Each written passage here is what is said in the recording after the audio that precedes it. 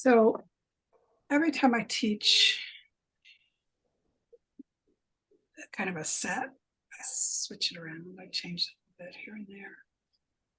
And generally speaking, when I teach anything pinned to the 5 elements, we always include the 6 healing sounds because it's the centerpiece of the practices, and it is so transformative and healing. We're going to do it this time. We're going to do it a little differently. A lot of you have been doing the 6 healing sounds for quite a while. I want to stay this series with the other parts of us, not so much the emotional part. And as we, in the series, of course, I'll go into it more.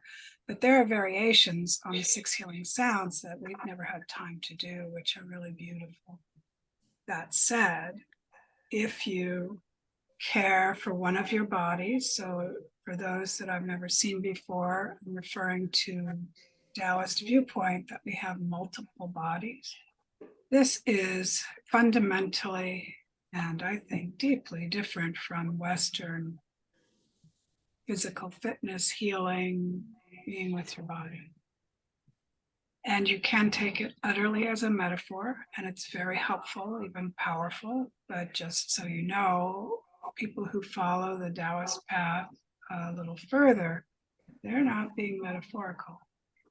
Quite literally see us as having an entire body, of course, physical tissues, muscles, we know that, an entire body of life force energy, an entire body that has beliefs and feelings that can be changed, and an entire body, 2 entire bodies, in fact, that are not physical, that are Shen, which is the least manifested, let's call it energy, and then the spirit body, which is even less graspable.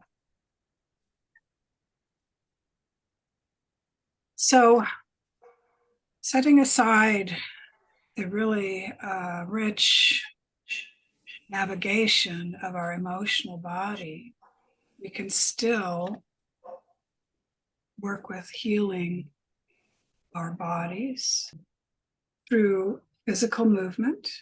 Now, in Iron Shirt, the series we just ended, that's the only practice, I think, that I teach where we're really stressing our physical body. We're demanding it go more than 70% in order to strengthen it. And in Iron Shirt, we're also demanding of our body to push further than 70% with our Qigong. We're going to come back.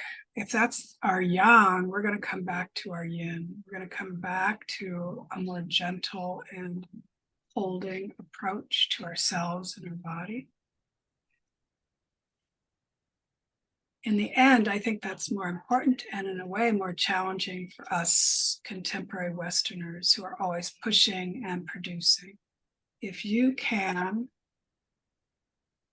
change your thinking, your way of being to embrace, treasure, preference, rest, sleep, observation, even play, this will switch your healing 100%. So this card here, I think, gives a little more detail to that. Everyone's always talking about being stressed out and wanting to reduce their stress. Stress is actually an incredibly vague word and probably misused a lot of the time. It becomes helpful when we start to investigate more precisely what our triggers are, and when we feel triggered, what exactly we're feeling. Stress can be fear, disappointment, frustration, or it can be a more accurate description, which is something's on the line. In caveman days, it would have been the tiger outside the cave. Our life was on the line. These days, seldom it's our life, but our body and our mental, emotional body can react the same way. One way we can disarm our tendency to be in those stress-related mindsets is to work with not being attached to outcome. If you're stressed out, it's probably because you have a goal or a deadline and you're trying to reach it. Perhaps you're afraid you can't.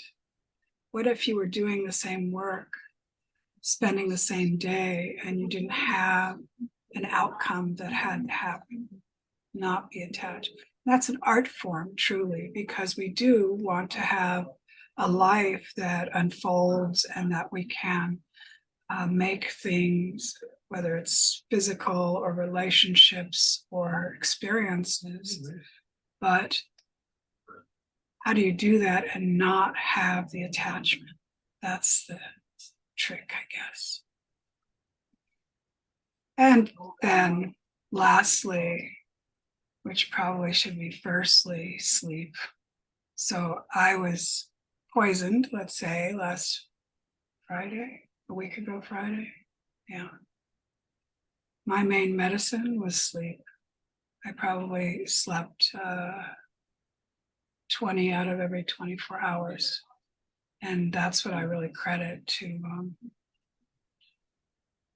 working toward normalization again. And just keeping in mind, if we sleep a third of our day, by the time you're 60, you slept 20 years.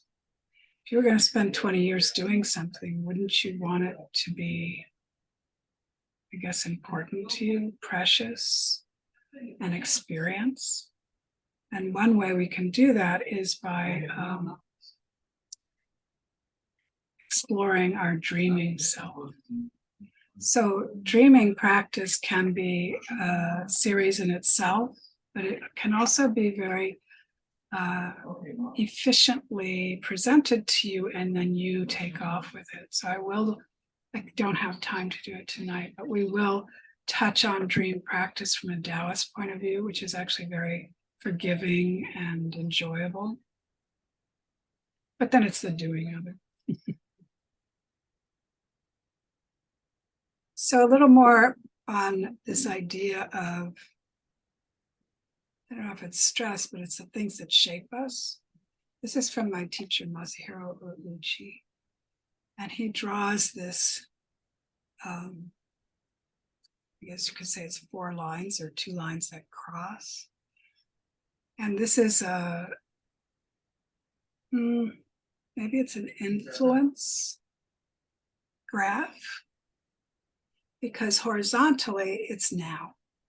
Our friends and our family, and I would say that includes your DNA, and then culture and society. So even if each one of us was plucked as we are in this moment with this body and DNA and put in 1823, we would, after some serious shock, become a very different person because of that other horizontal influence.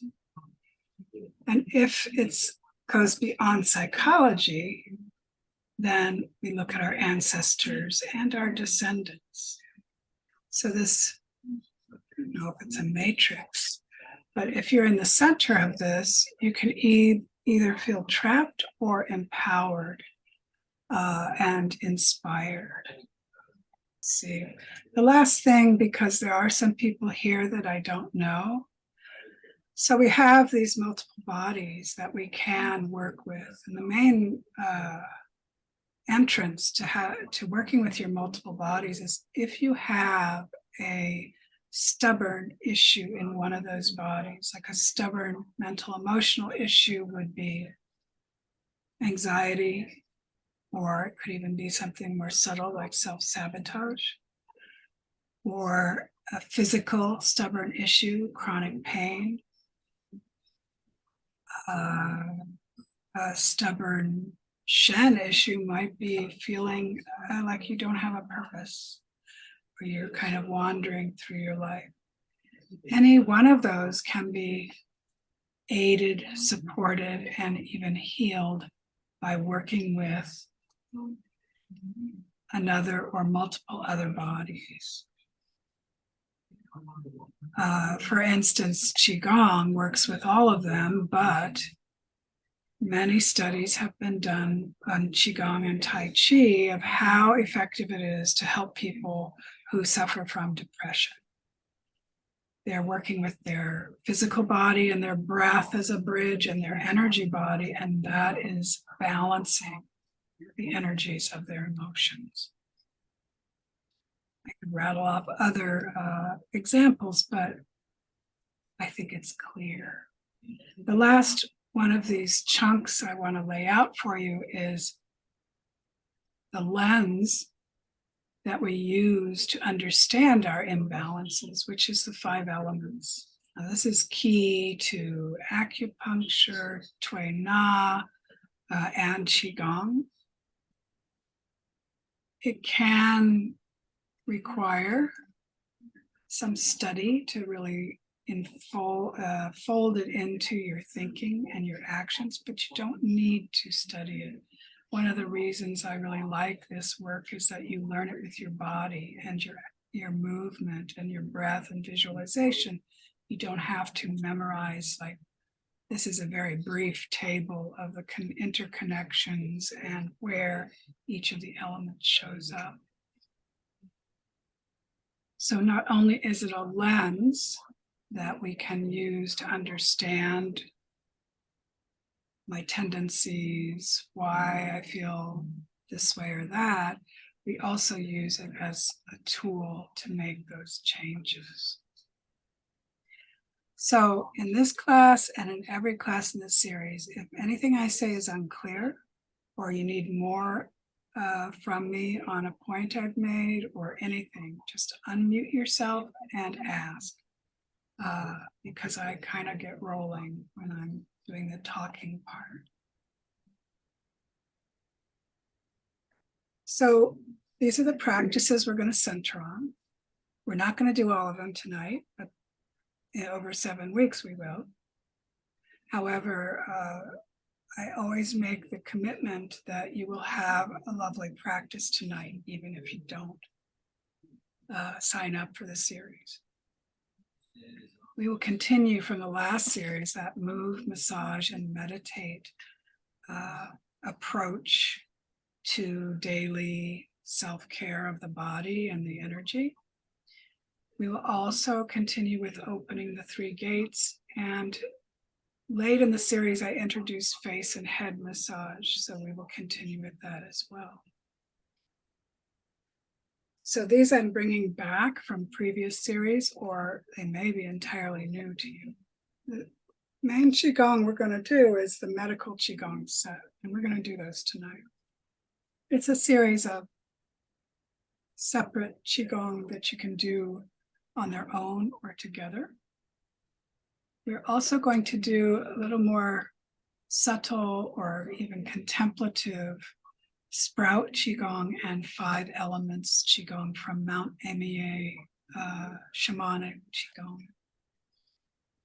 And as I mentioned, we're going to, in the meditative part, work with the healing sounds, but just focusing on the organs and doing variants, which deal more with the color, the sound, and the physical or energy bodies.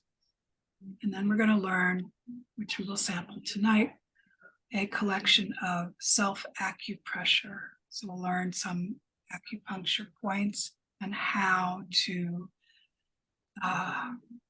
well, the word is balance them. So the points can either have too much qi or too little, but it's fairly easy to bring them closer to the center.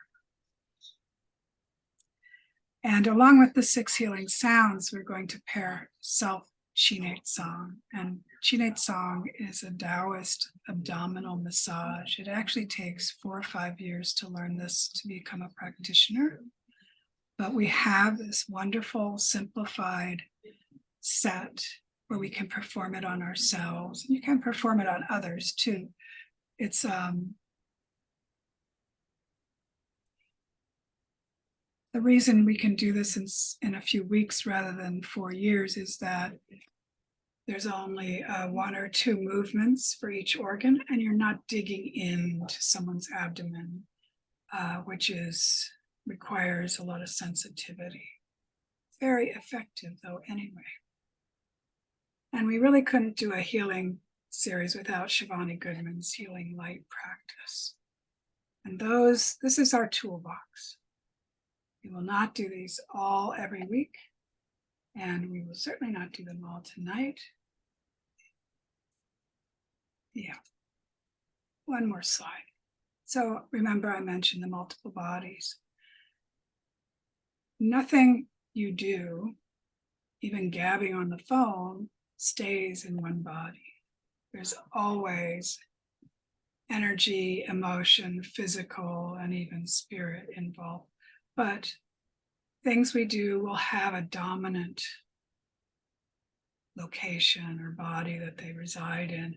For instance, the iron shirt, dominant is physical. And then second below that is energy.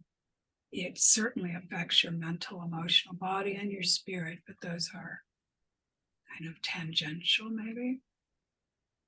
So this is a division of our toolbox by bodies. So the physical body, move, massage, meditate, face and head massage, and the medical Qigong set.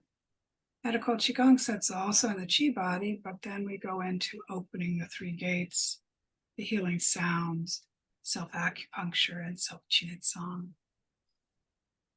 Mental, emotional, even though we're not going to be embracing each of the 5 core emotions, Shivani Goodman's healing light practice can reach deeply into our emotional body. And lastly, the alchemical body or the Shen body, both Sprout Qigong and the 5 elements Qigong reside there. And then sleeping and dreaming, dreaming is always touching your Shen, hopefully in a very lovely and positive way. Okay. So, any questions? Let's move.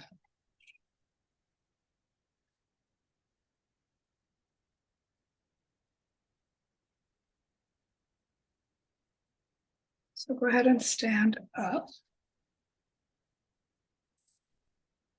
And let's begin by standing well. So first, stand intuitively.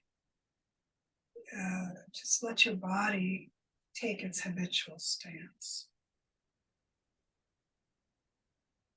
Just smile into your whole body. We're getting ready to modify our intuitive stance. We don't want to do it from a place of judgment, right?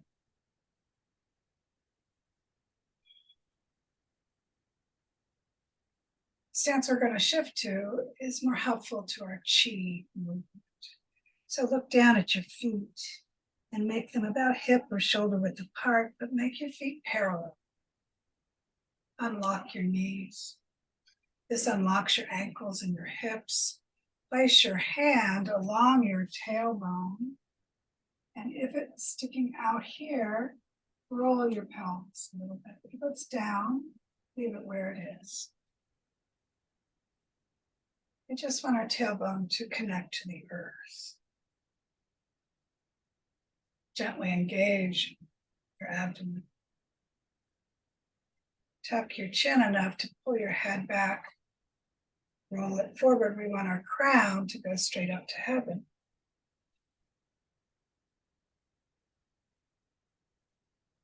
Lastly, the heart. Inhale into your heart. As you exhale, soften your heart into the center of your body. Gently. One more time.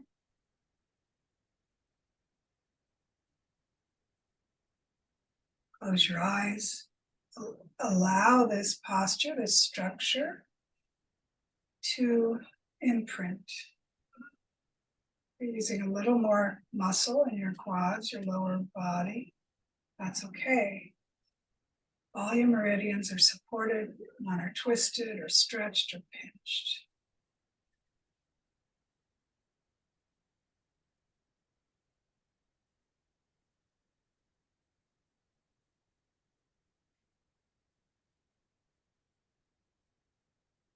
Good. Let's begin with the move, massage, and meditate. Now, this little process can be used to purge old qi, to loosen your muscles and allow fresh qi to come in. It can also be used to help any qi you've taken in to align more directly, more closely with your energy frequency. So those are the three things we always want to do with energy. Get rid of that old stuff. If you're full of stale qi, you can't bring any fresh qi in. When you bring in fresh qi, it may or may not be useful in its current form. So through movement, breath, and tension, all the tools we have, we align it with our body and it can be stored or used better. So let's start with our neck. And so these movements are going to be slow. And keep in mind, 70% is enough. So the neck can move in a couple of different directions. Side to side.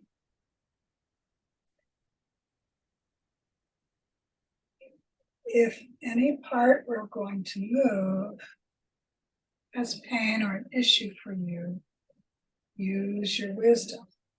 Don't push. And so we can go both of those. So side to side and up and down.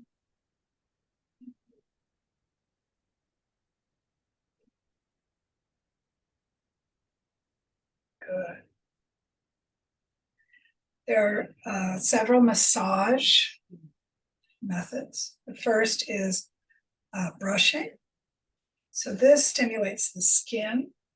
The neck, is a little tricky because it's delicate and it's small, but you basically want to brush like you're brushing off a bug or sand or something. It stays on the surface. Another rule of thumb about Qigong massage is, this is my neck. I'm going all the way here. You go above and below because everything's connected, right? I'm not really going my head because we're going to do that hopefully at the end of this. Good. Next is a grasp and pull. So grasp, pull. So you're grasping with the pads of your fingers, not with your nails. This goes to the depth of muscle. And because the muscles are so tiny on the neck, you can use these fingers instead of the whole hand. You want to stimulate the muscles. You're not going to be, in this process, releasing, long held knots or tensions. When the traps are a bigger muscle, you can then shift to the whole hand. Good. And then the next one is, they call it polishing. What we really want to do is heat it up, heat the area up. It is same activity as polishing, but you're not caring if your neck is shiny. Yeah.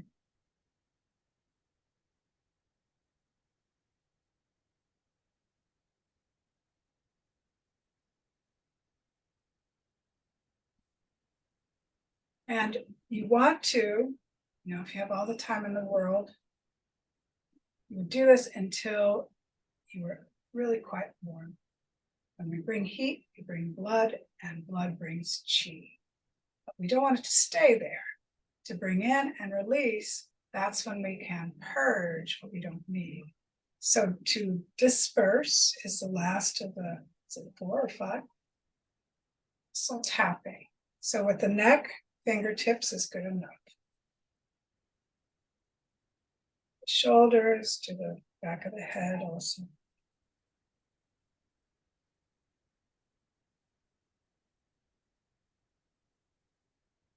And the meditate part is really just pausing, being with your neck, noticing what feels different. And the typical is, if anything feels different, I would like to encourage you to assume there is going to be a difference. I guess I hope so. To do all that and not feel anything, yeah, you need to email me. And the shoulders, right? So many movements with the shoulders. Let's just do a couple. We do a small movement by placing our hands here and circling. What we're doing is circling our elbows. It's controlled and do in both directions. And then larger movement is the whole arm is moving.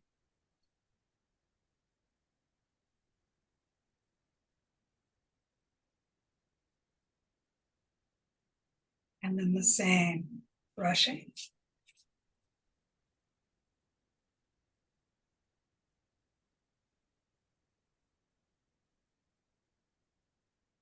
Grasp and grasp and pull, but it's really like a little flick.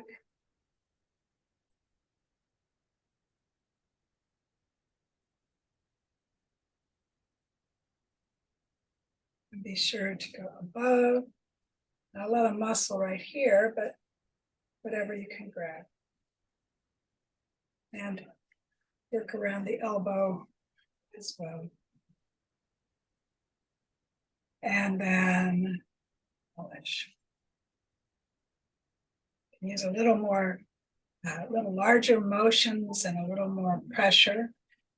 The heat will build up more quickly.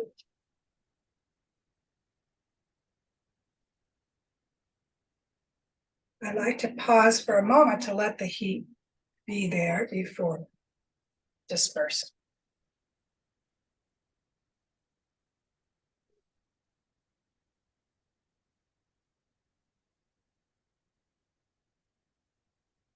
And pause to meditate.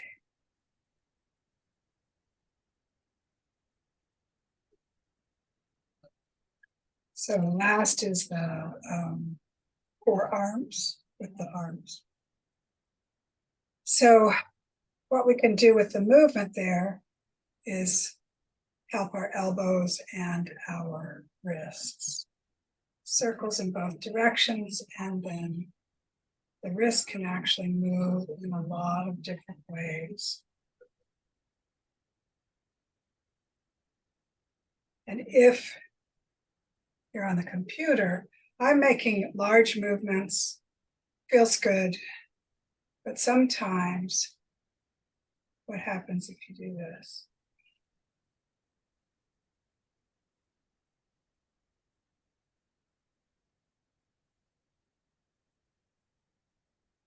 I guess I want to impress upon you the power of gentleness also. And then brushing.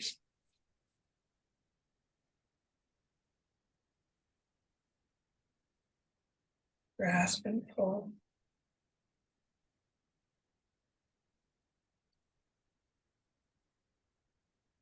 Polish.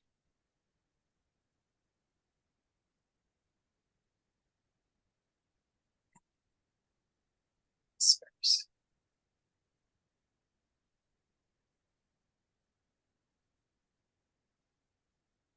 So if you have someone who might like to do this with you, It's great to have a partner do your back. And it would be the same, but well, first let's move. So moving the back, you just want to go back and forth, keeping your spine happy and safe. We're not trying to get more flexibility. And then side to side.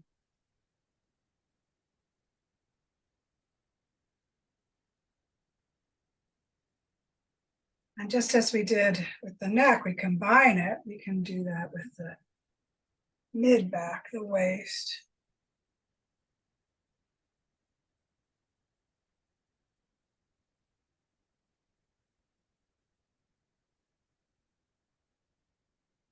And brushing. So you can brush with the back of your hand and get quite high.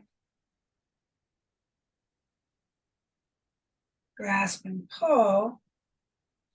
So the chest has sheets of muscle rather than nice blocky muscles.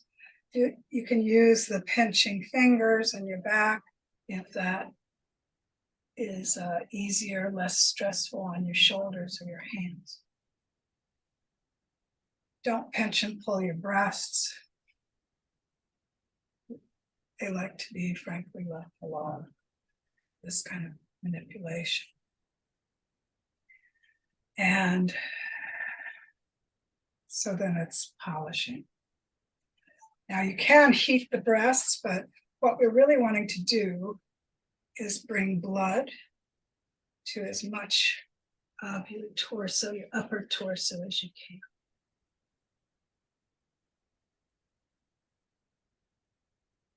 And then do not hit the breasts. You can hit your back. It's like called a soft fist, but you're basically hitting like this. So you get impact, your hand is relaxed. And this is a important rule of thumb in Qigong is you don't want to hurt the tool to make the recipient better. So that's why we would never come up here and really try to hit the top of the back. And then pause and observe.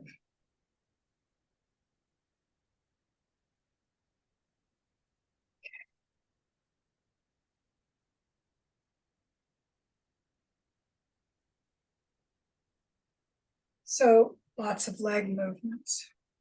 And we're going to abbreviate this because I want to be sure we can do the medical Qigong set. So I'm moving my hip, and as you move your hip, you can also move your lower leg, and moving both of those joints, you can circle your foot. So moving all of the major joints in your leg at the same time. It's kind of a coordination exercise too. And brush. You're going to brush the whole leg. Brush downward.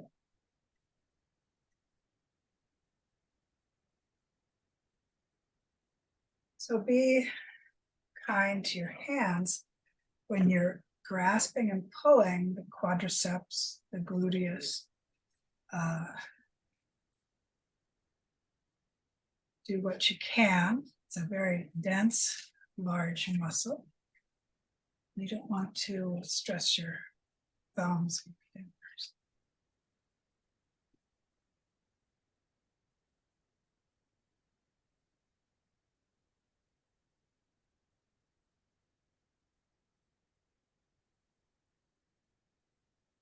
And then polish. Let's polish our upper leg and then our lower leg. Both hands moving fast to create warmth.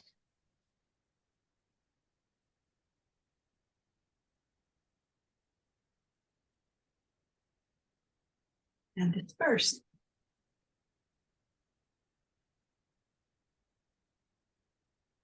And lower legs.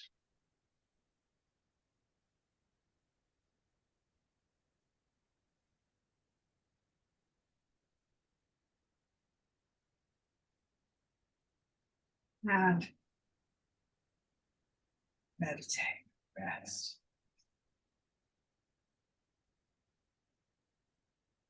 So we haven't done 1 through 4, excuse me, in quite a while. The set of the medical Qigong practices 1 through 4, we call it a meditation. Opening the spine, trembling horse, pounding the post, counter swing, and the old man searching in the tight. They're very accessible. They're very open to modification. So you're not aggravating any injuries, and they're quite gentle, I think, in most cases. Yeah, I think so. So 1 through 4 is the first 4 steps of a longer practice called 1 through 10, which is actually a preparation for practitioners like me to bring medical Qigong to another person's body. 5 through 10, prepare the space, prepare me. But the 1 through 4 is really about relaxing, letting go into the earth. And we use our smile, our inner smile. So stand well. You can return to that modified structure, or stay with your intuitive structure. The mnemonics are kind of goofy, but they do help. So 1 is fun. We use our inner smile. Coalesce your attention in and around your crown. Smile into your crown. See, feel that smiling light, smiling energy like golden honey filling your crown.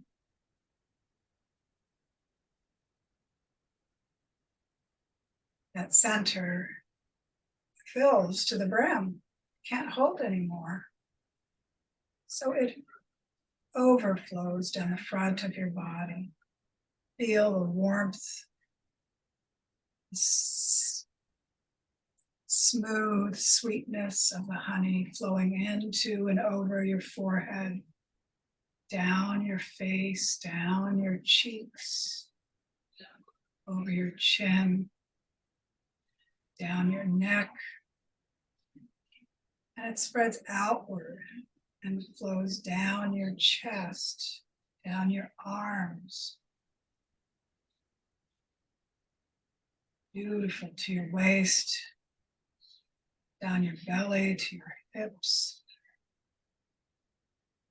down the front of your legs to your knees, down the front of your legs to your feet, and into the earth. Return to your crown. Smile into your crown and once again fill it with this beautiful honeyed light. Your crown fills to the brim and begins overflowing, this time down the back of your body. See, feel it flowing over the back of your head, down the back of your neck, and outward over your shoulders and down your back to your waist. Down your back, over your rear, down the back of your legs to your knees, down the back of your legs to your ankles, and into your feet.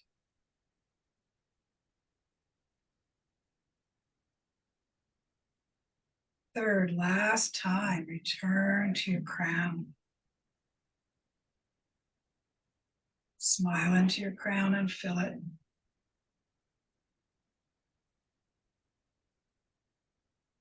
See it filled to the brim. This time, it leaks out the bottom, fills your brain. Fill your brain with that beautiful golden honey. down your neck and throat, into your rib cage, filling your heart, your lungs with this beautiful light. Fill your belly and down to your perineum.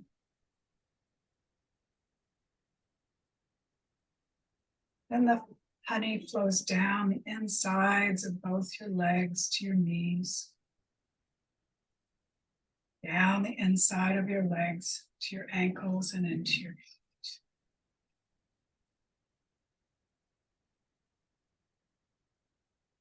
The mnemonic for the second chapter is Shu. Two is Shu. Stay with your feet.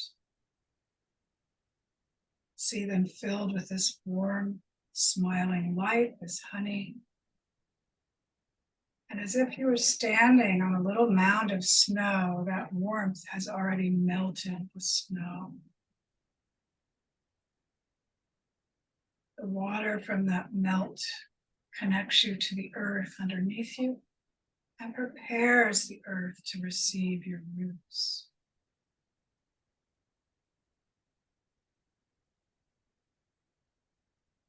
Three is tree.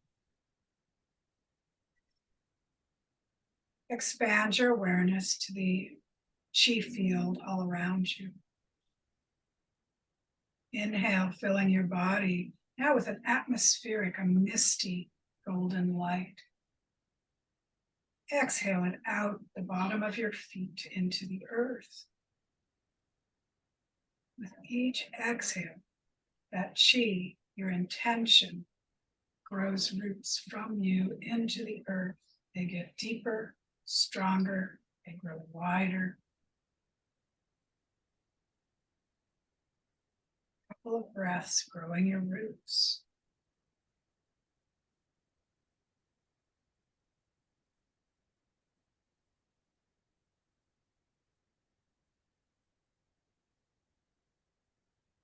Four is core. Belly, your core. Send your mind down to your roots, down to their outer edges.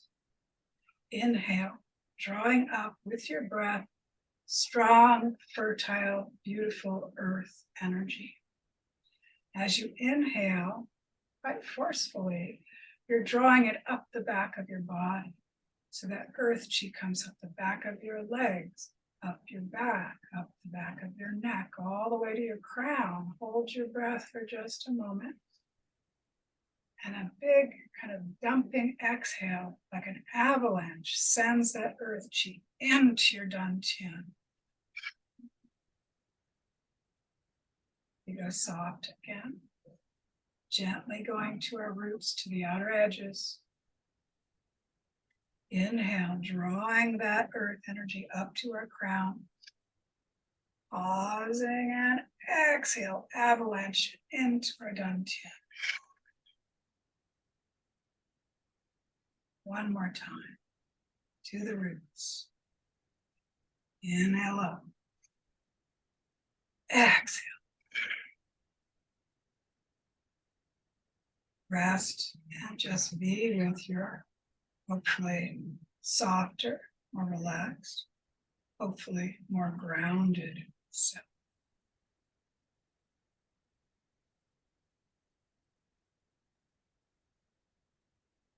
Moving into the second one, opening the spine. I use this one a lot. I really love it. Standing well, but visualizing a stumpy little wall sitting right on your feet, ending about the middle of your knees. And that stumpy little wall is going to keep you from hinging at your hips and allow you to make a rounded spine as you go down. So we, as if we're slow motion diving over our little wall. And we stay here.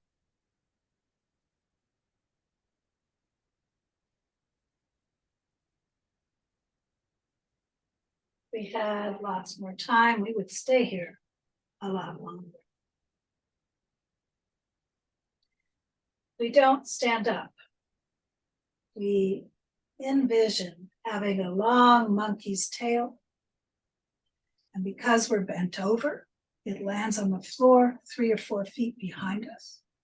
Just pull that tail in closer and closer to the back of your heels. And you'll feel your pelvis shifting. Once your pelvis starts shifting and your tail is by your heels, then you can stack your vertebrae one on the next. One more time, slow motion diving. Stay.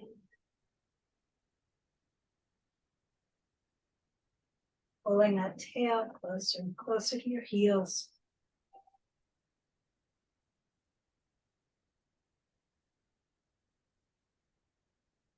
Till you're upright.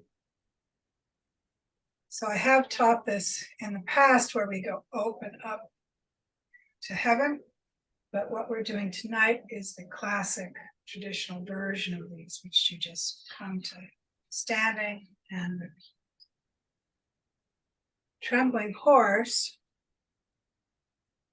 All of these are from, pretty much from an intuitive stance.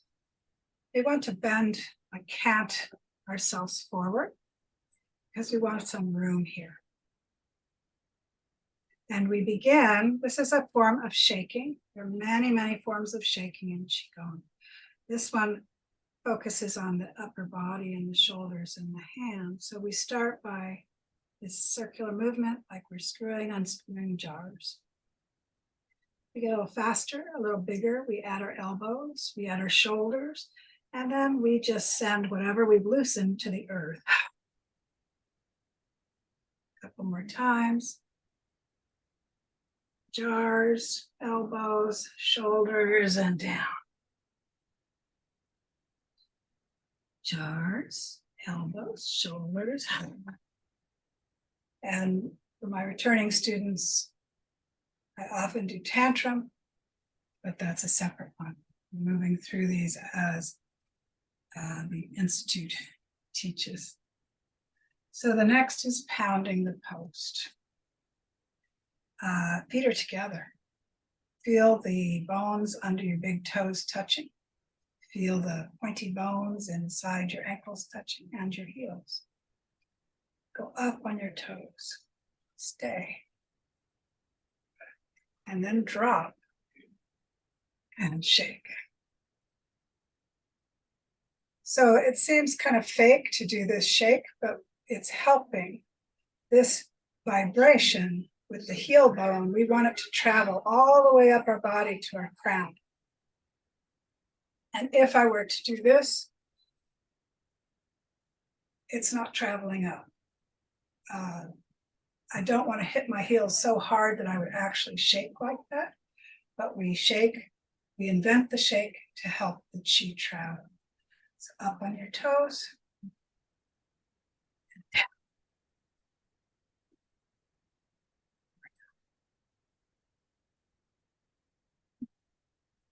Good. The next is called counter swing. And it's basically, okay, yes. We inhale and open our arms. We exhale, we sink, and we cross. Inhale.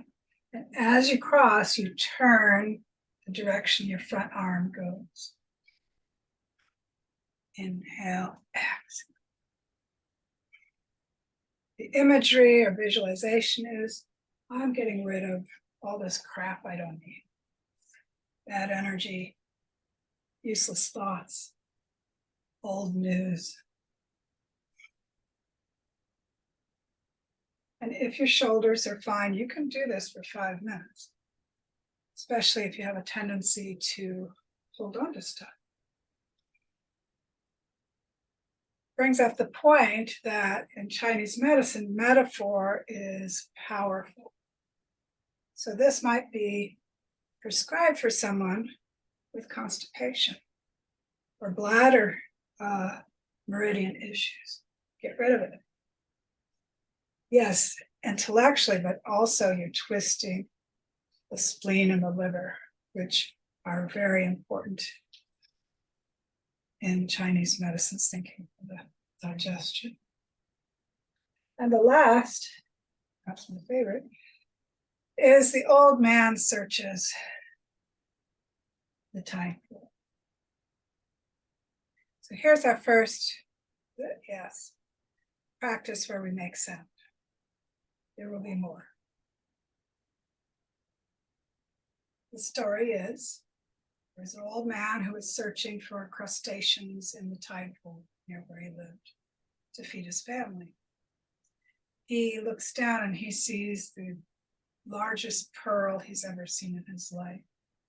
And he rejoices because he's thinking he will never want for anything. He can take care of his family for the rest of their lives.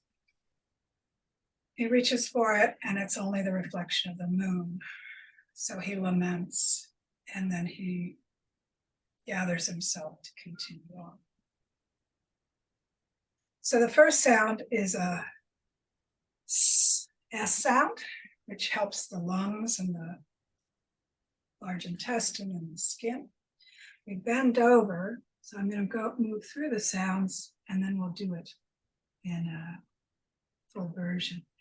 Bend over and you just basically limp arms, swinging them back and forth, looking through the waters.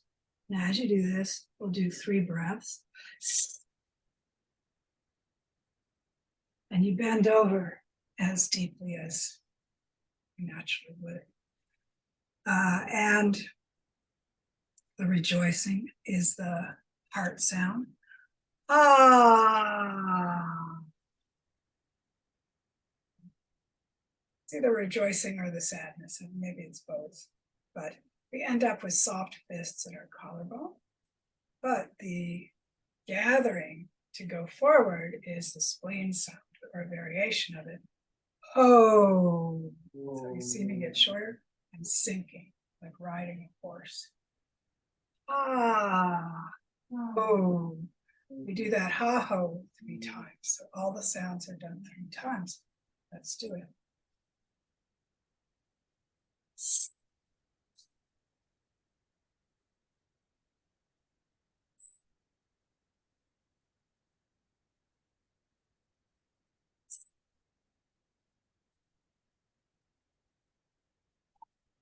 Ah.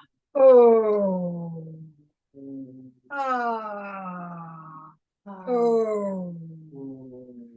Ah. Oh. Once more.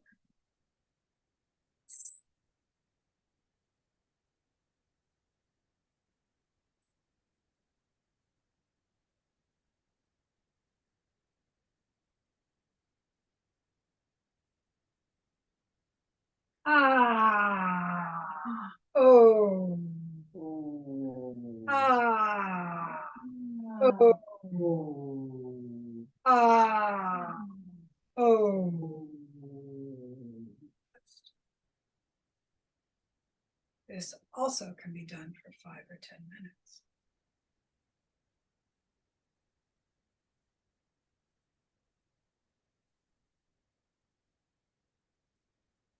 So let's sit down.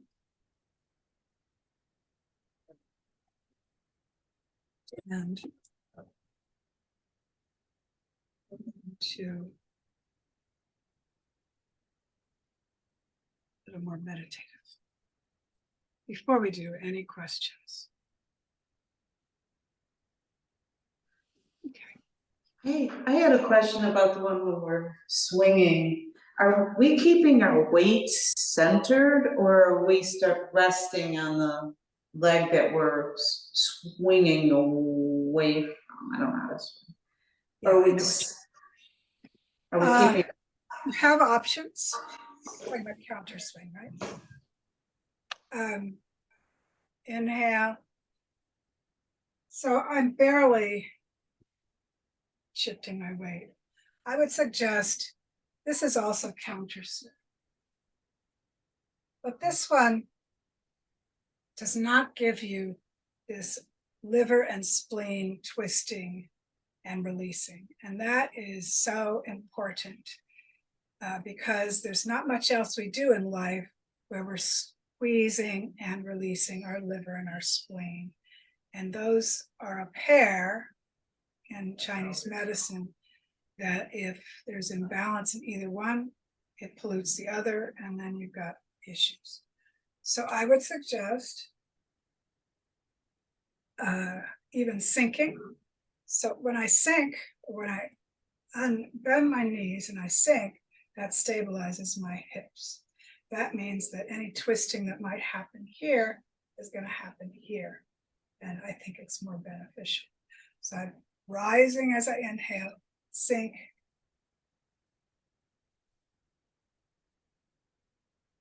But all of these can have variations, but that would be my suggestion. I think the most useful version at this point. Thanks for that question. Any others? Okay. You know, I just wondered when we're moving our arms back and forth, there's like, you can keep them floppy or you can keep them straight. Do you like a more like, because you can be very, like, keep them straight, like what's better? The instruction is they should be absolutely relaxed. So that would be floppy, I think. Interesting. Okay. A lot of Why, time, why is that, Miranda? Why is that? Is it more like more yin? Is that why? Or? I think it's efficiency. So you're not really working with the arms. You're using them as a weight or a count. What is that called? Centrifugal force maker, maybe. Okay. So you don't need to push the muscles. You don't need to push the chi there. Okay. That would Makes be my sense. For thinking. sure. I get it. Yeah. That one of the reasons I love Qigong is that it's can be very esoteric and still extremely practical. Same moment. So ask, if you're not sure, then ask what's the esoteric and the practical. You probably get some good information from your intuition. Okay. Okay. Yeah. Yeah. It's very different when you do it with a straight arm. Yeah. Yeah. Yeah. And there's also this viewpoint, we're always holding too much tension. So anytime you have an opportunity to go against your habit and relax a part or a whole, we do that. We try to take full advantage. Makes sense. Yes. Okay. So some practices flow one to another, and some are really like tools in a toolbox. You know, the hammer doesn't really flow into the screwdriver.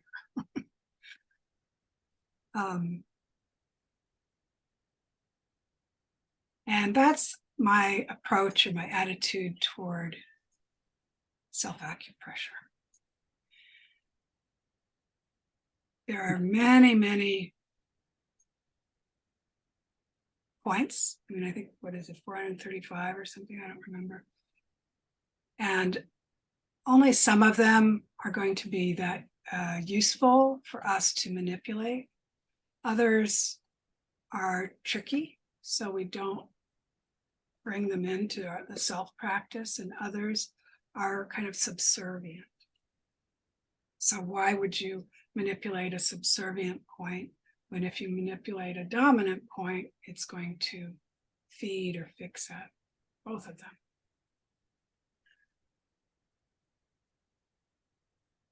So this is what I was taught. And this is like, if you put your finger on a surface, they're talking about spiraling. So the spiral is very tiny, but the direction is important. If you want to release the energy from a point, you go counterclockwise. If you want to bring energy, you go clockwise. Now that I've said that, you can't forget it.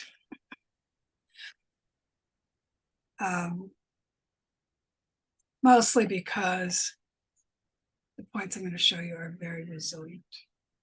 That stomach 36, if you don't remember any other point, remember that one.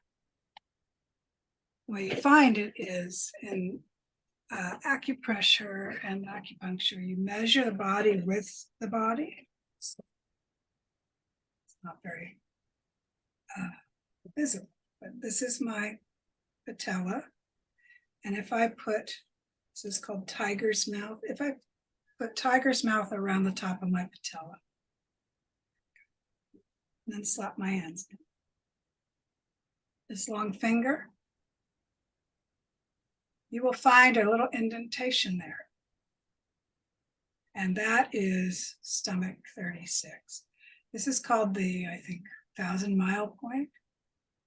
And what I'm doing is clockwise. You would not counterclockwise this point. This is a, it helps your immune system. It gives you energy. It feels so good. I should have been doing this all week. But you can do it sitting. You can do it, I don't know, maybe you could do it standing. It's easier to do sitting. So if you're, the idea is, you're tired in the middle of the afternoon, you want energy, you massage this point. So I am reluctant to depend on these very cut and dried prescriptions for various acupressure, but I also feel like I should relay what I was taught and what is generally believed. You're not going to hurt yourself at this point. This one I think everyone should know. I mean, you can do it at a desk, you can do it on a plane, and it's kind of like what aspirin used to be. You know, take 2 and call me in the morning. I have a question about the counterclockwise, because if depending on which leg I'm doing it on, I guess if it's. Well, that's why I said now that I've told you, you can forget it. Okay. But yeah, you technically you would be doing this, not this, right? Right. If you wanted to be extra careful or true to the art. The other one, and I'm just going to show you 2 because I want to do other things, is PC6. Let me show you the diagram of the PC6. This is PC is pericardium, which is the container of the heart. And the way we find PC6 is 3 finger widths. So you place your 3 fingers, line them up with the deepest or most obvious crease of your wrist. It's usually the one right under the heel of your palm. And then right in the center of your forearm, so not to the either edge, at that 3rd finger is PC6. And I'll show you on me. Here's my wrist crease. There's my fingers. I have to do it straight. So right where my pinky is touching would be PC6. But you deal with PC6 very differently because you do want to drain it. You want to drain. This is to release anxiety. So you wouldn't just rub it because that's stimulating. You wouldn't even rub it counterclockwise. In this case, you press and you pull like you're opening a little, maybe like you're opening your nostril or something. And as you press and pull, you exhale. And you visualize whatever tension, preoccupation, or anxiety that's distracting you is exiting the point.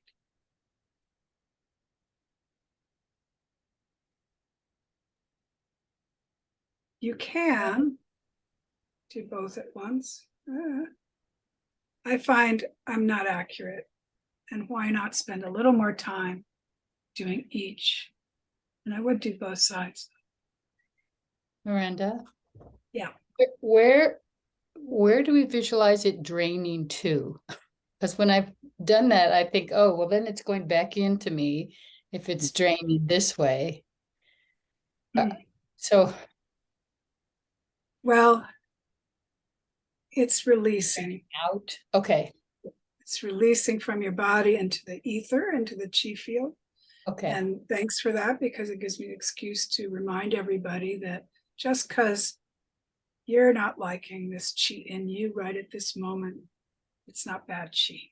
It's not anxiety chi. You're releasing it back into the atmosphere or into the earth. It is used for life of one form or another. Thanks for that. I didn't know that there would be that confusion. So we have a whole little collection, and I'll give you a handout so you don't have to remember them, basically of my favorites. And that, for me, you can move through, and in a logical way, you can go from the top of your head all the way down your body just to kind of stay organized. But you can also, like I've presented these, use each as a tool. If you're anxious, you wouldn't necessarily want to stimulate stomach 36. You might be feeding your anxiety. Maybe not, but it's possible. So you do the PC6 instead. And there's a crown, and on the ankles, there are very helpful points as well. So I want us to do the 6 sounds, a variation of really enjoying the color and the breath. But I will talk a little bit about Chinetsang. Well, actually, along with those 2 really nice acupressure points, this opening of Chinetsang, this is my teacher Masahiro. I think he actually devised self Chinetsang. That's his main teaching practice in Tokyo, is to teach therapists the whole version. But you begin working around the navel and then gather up. So these little circles are you making little circles and releasing any chi that's kind of stuffy and stuck there. You gather it up and then you release it. And that opens your abdomen for these other practices, one for each of the main organs. And I don't know if it'll be the next class, but quite soon in the series, we will combine the 6 healing sounds with Chinetsang. So you will be making, here I'm on the spleen organ. The spleen sound is the tiger growl. So you would be massaging your spleen and clearing out stale spleen energy as you make the sound, as you inhale yellow, which is the earth element color. It's really a wonderful practice. Another reason, I guess, to not dig into this too deeply is ideally you're laying down. So the end of each of these classes, you will be laying down either to do the sounds with Chinetsang, Shivani Goodman's Healing Light meditation, or both.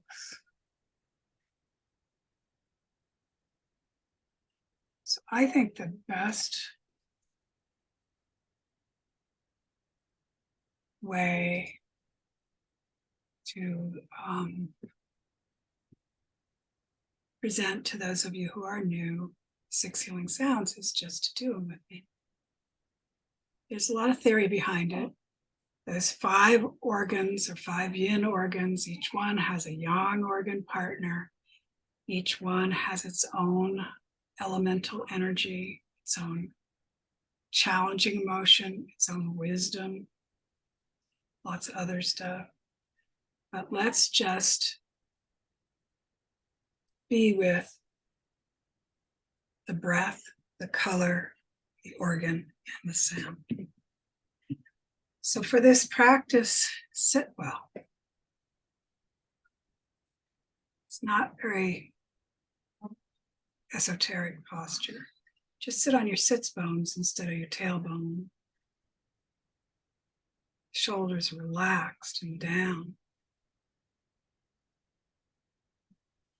If it's not a distraction, you can place your tongue on your upper palate in between the sounds. If you're thinking about it too much, don't do it.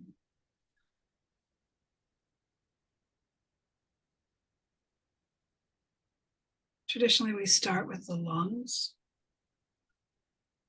So smile into your lungs.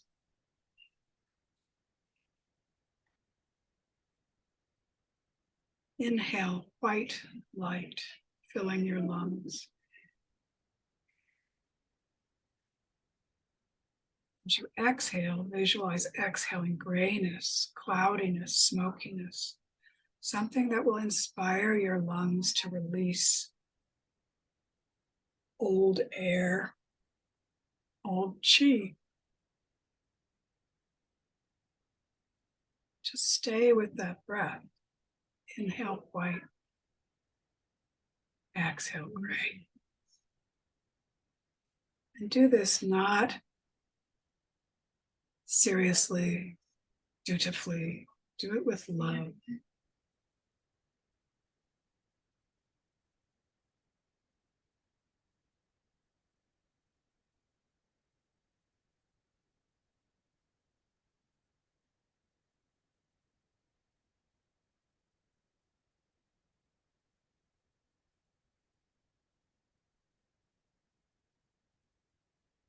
So with each of the organs, sounds and breaths, there's a simple movement before we make the sound. For the lungs, it's inhale and your hands float up your center line. Reverse, elbows out to stretch your lungs. Let's allow our lungs to sing this sound.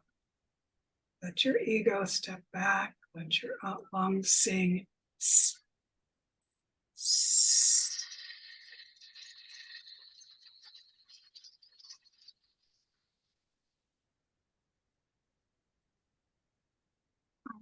Hands float back. Return to your sitting well posture.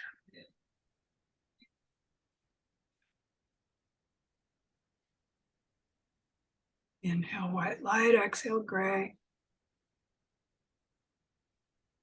Being with your lungs, maybe they're a little confused. They don't get this attention. They don't get the opportunity to sing their song.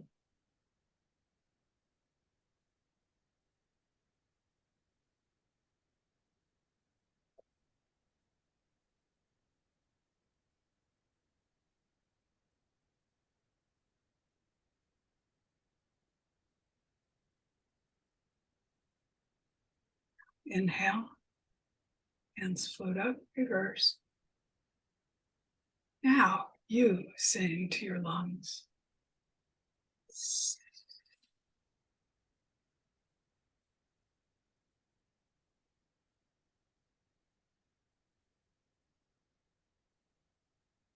And return.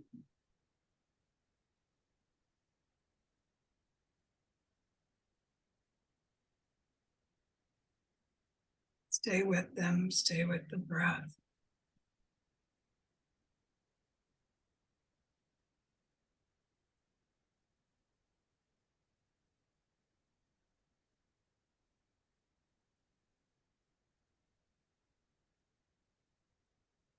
And the last time, let's each of us sing together with our lungs Me and my lungs together, sing. Inhale.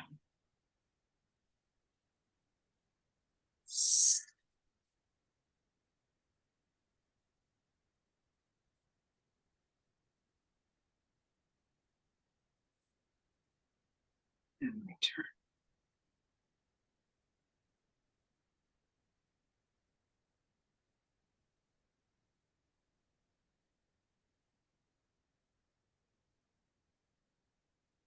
Let your lungs rest.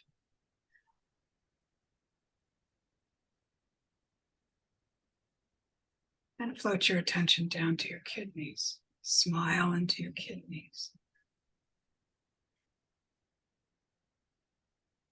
Inhale a beautiful indigo blue into your kidneys.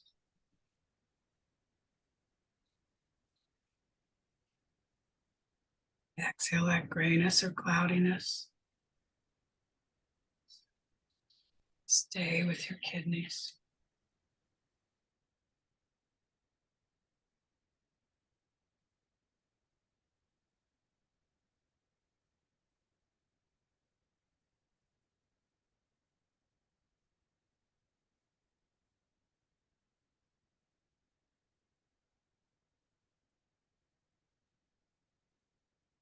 So where the kidneys, they grasp our knees because we want to make our lumbar open and give them more room.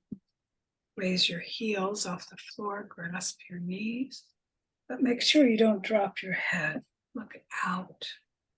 Sound is cho. Let your kidneys say cho.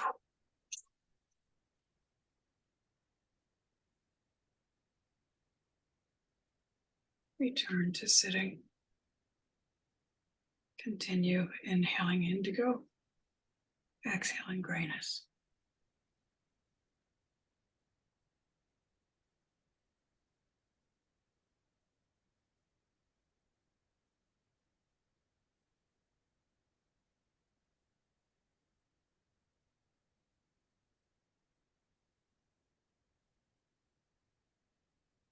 Inhale, grasp your knees, open your lumbar. Now you sing to your kidneys. Cho.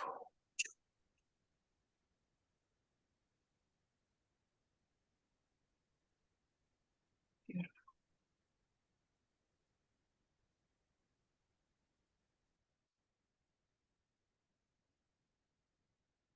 And you're bathing your kidneys in that indigo blue color.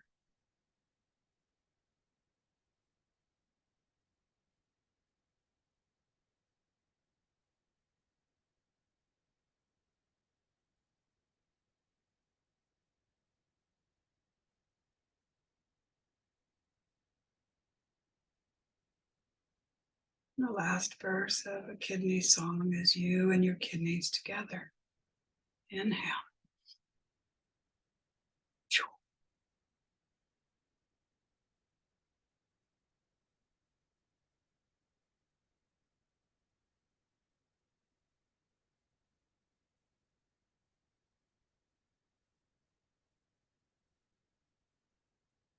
Stay with your kidneys. Don't rush forward.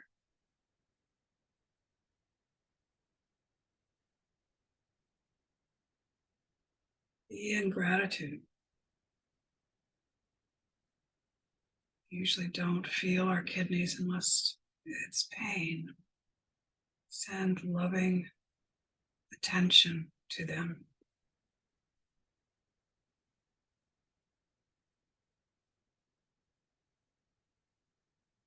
Good.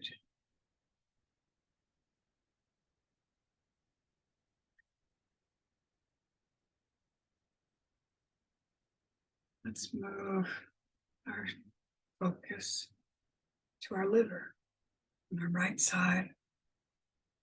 Very large. Smile into your liver.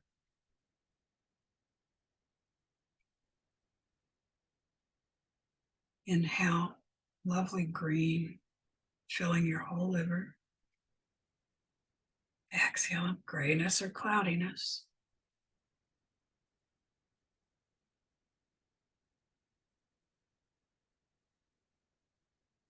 So the liver can get sticky and get stagnant. You might want to make that gray exhale a little longer. Give it more opportunity to release what it doesn't need.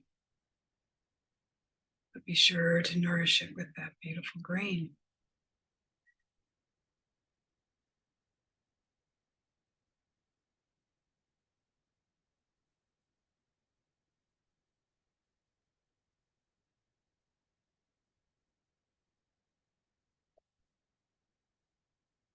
Movement for the liver is circling our arms up, lace, reverse. Then we open. So I'm leaning left to open my right. Sound is shh. Let your liver sing. Shh.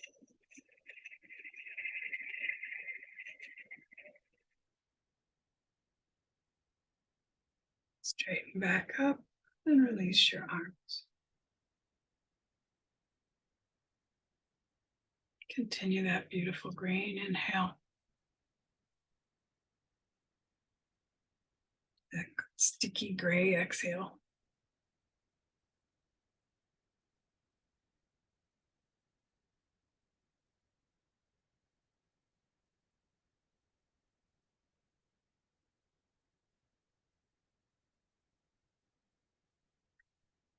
Inhale, circling, interlacing, reversing, and opening your liver. Now you sing to your liver. Shh.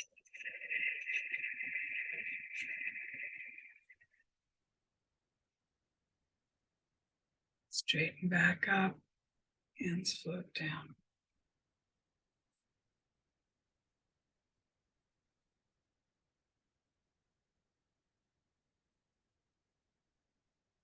Stay with your liver.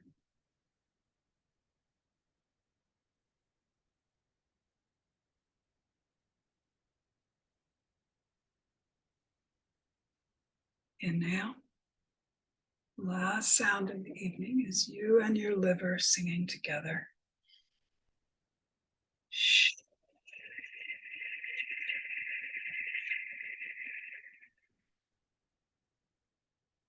Straighten up and hands float down. So in case there's any chi floating around there that doesn't have a home, let's do the he sound, which is about releasing anything free floating to the earth. And we just inhale, come up above our crown and visualize helping that flow downward 3 times.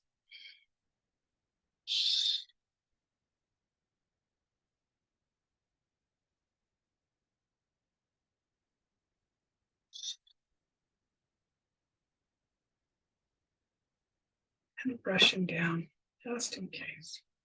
Any questions?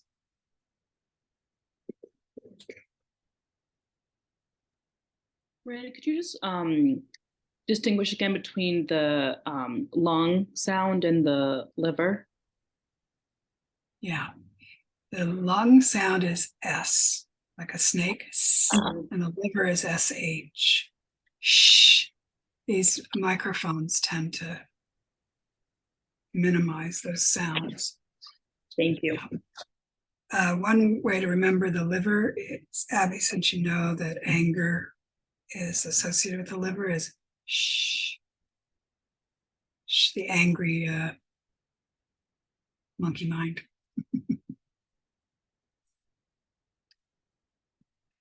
So I will send the link to the video, which I'm going to go to bed now, so it's not going to be there tonight. But it will be there tomorrow. And next Sunday is the first in the series. I will probably send a little synopsis with the email, because we did a lot more sampling this time than in past free intros. So you know exactly what we're going to dig into.